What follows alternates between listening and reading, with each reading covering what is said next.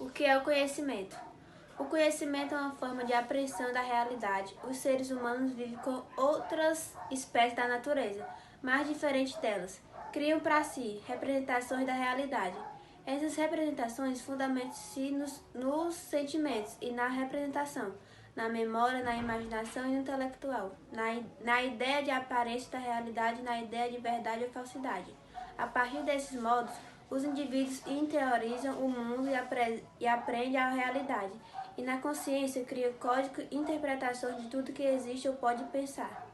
É estabelecida uma relação entre o sujeito, aquele que conhece, e o objeto, aquele que a ser conhecido. O conhecimento como fonte para a teoria filosófica se dá por meio de 3 disciplinas. A primeira é a própria teoria do conhecimento. A segunda é a epistemologia, que é o estudo do conhecimento da natureza e da ciência. E a metodologia científica, que trata dos processos lógicos para que seja feita a aquisição do conhecimento, né? A forma que vai ser aplicada essa metodologia. Bom, eu sou o Antônio Juan e vou falar sobre o tema verdade. E bom, o que significa verdade? Bem, verdade é aquilo que, está ligado a tudo aquilo que é sincero, que é verdadeiro. É a ausência da mentira, é a verdade, é aquilo mesmo, é a verdade. Tipo, uma afirmação do correto que, como pode dizer, está seguro daquilo. É a verdade, é a segurança do correto. É a verdade, não a mentira, que a mentira, ela não é a verdade. Ela é, como pode dizer, ela é a ausência da verdade, como a verdade é a ausência da mentira. Nós podemos relacionar a verdade com os fatos, porque um fato é uma verdade, é aquilo que realmente aconteceu, é a verdade em si. E com isso podemos dizer que a verdade ela está constantemente presente em nossa realidade, todos os dias, porque todos os dias ocorrem os fatos e os fatos são verdades. Podemos perceber também que a verdade é algo que não deixa dúvidas, pois a verdade ela é absoluta, ou seja, é aquilo, a verdade é aquilo e nada mais.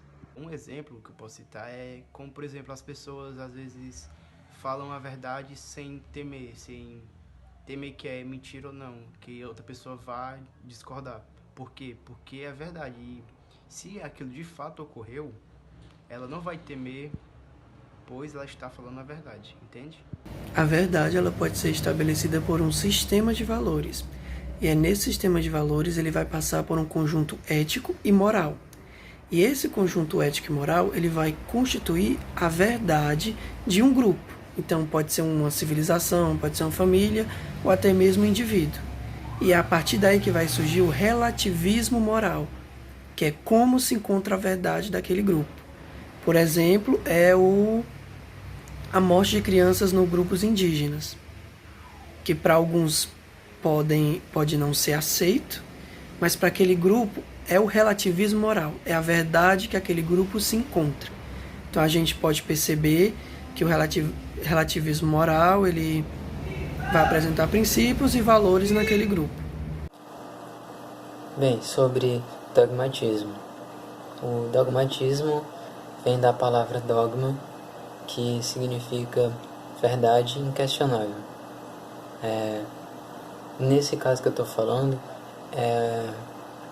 o dogmatismo filosófico, porque existem vários outros tipos de dogmatismo, né? Que o único que eu pensei que eu lembro assim foi o religioso, mas o foco que é filosófico. Então, na filosofia, quando se fala da postura dogmática, ele quer dizer as verdades das verdades absolutas, ou também da possibilidade das afirmações dessas verdades. Ou seja, quando se fala de conhecimento, vem logo o questionamento. O indivíduo fica com dúvida sobre se é possível ou não conhecer a verdade de fato. De fato não, né? A verdade. Porque é diferente de opinião e da veracidade dos fatos. E o dogmatismo ele vai afirmar que é possível. Porque segundo o dogmatismo filosófico, a verdade que nós vemos e também a que nós conhecemos. O ceticismo é uma corrente doutrinária estabelecida por Pirro no século IV a.C. Essa corrente ela afirmava e argumentava que não pode ter verdade absoluta sobre os fatos. Com o passar do tempo, essa doutrina ela foi se dividindo em duas, que se tornou a corrente ceticista filosófica e a corrente ceticista científica. Eu vou falar sobre a definição do preconceito. O preconceito é um pré-julgamento, literalmente, que é um preconceito. Uma concepção que existe em que haja fundamentação científica para tal opinião. Em outras palavras, o preconceito é criado a partir de crenças e superstições que, por vezes, suspende o ódio ou repúdio ao determinado grupo. Os indivíduos mais preconceituosos crescem em um contexto onde o preconceito era manifestado por atitudes discriminatórias. Assim, eles carregam determinadas ideologias gerando com base irracional. Atualmente no Brasil, o preconceito vem sendo pauta de diversas discussões, principalmente por conta dos altos índices de crimes de ódio contra raças e gêneros. Vale ressaltar que desde 1989 esse assunto vem sendo discutido, por conta de que nesse ano foi promulgada a Lei 7.716, que institui os tipos de pena para esses atentados contra outras raças e contra outros gêneros. Só que hoje em dia o Brasil vem se preocupando mais com a questão da inclusão social.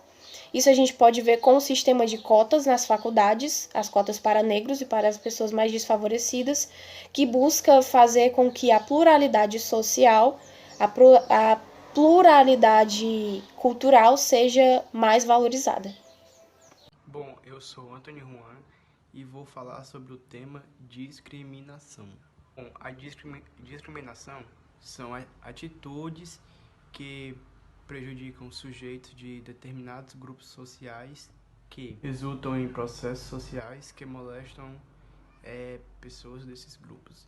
E bom, isso está ligado a cor, etnia, gênero, religião e entre outras coisas. Como a nacionalidade também. E isso foi como pode dizer, percebido durante o decorrer da história. Que, essas foram as categorias que mais ocorrem a discriminação. E o que seria isso?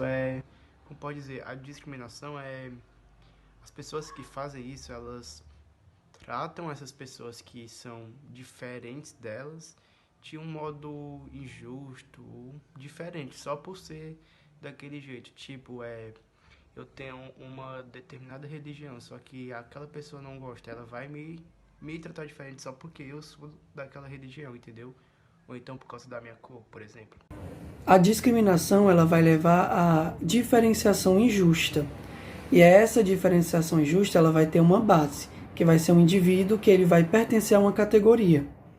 E por ele pertencer a essa categoria, ele vai receber uma probabilidade muito grande de ser mais indesejável. Então ele vai receber um tratamento menos favorável, só por causa que ele vai pertencer a outro grupo. Bom, o racismo é a denominação de discriminação e do preconceito. O preconceito ele é o ato de julgar as pessoas ou objetos sem conhecer. E a discriminação é o ato de separar ou excluir as pessoas ou objetos de acordo com sua crença ou cor. Bem, já sobre democracia racial. Democracia racial foi um termo utilizado pelo sociólogo Gilberto Freire, que basicamente refletia sobre a escravidão de um ponto de vista ótico da dominação dos homens brancos europeus. Nem pelos homens brancos, mas foi praticamente o começo de tudo, né? Já que os negros eles escravizaram os próprios negros, né?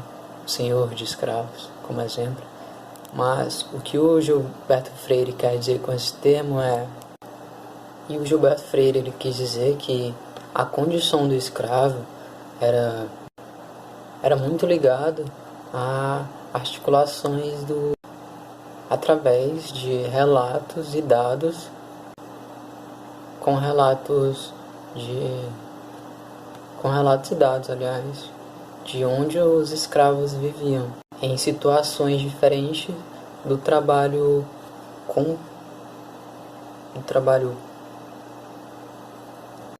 forçado a eles, submetido nas casas e nas lavouras que eles trabalhavam.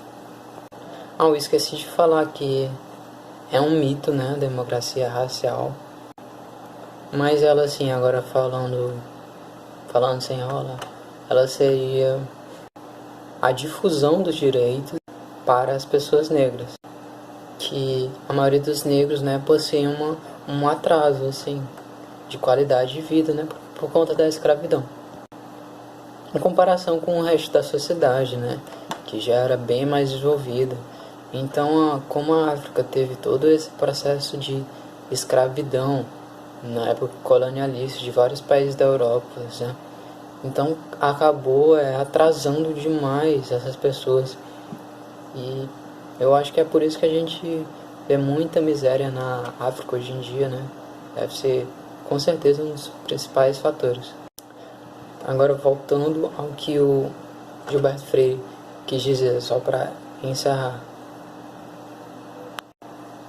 Ele também quis comparar com a atual política que foi adotada recentemente aqui no Brasil.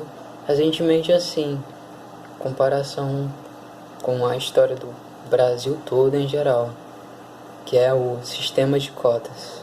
E ele reforça do nosso governo, que vem se perpetuando desde a época da colonização, que ainda há muitos resquícios desde aquela época até agora. E o sistema de cotas basicamente foi criado para dar uma oportunidade igualitária para todos, principalmente para aqueles que sempre foram reprimidos antes na história. E agora, né, tem essa política. E é isso.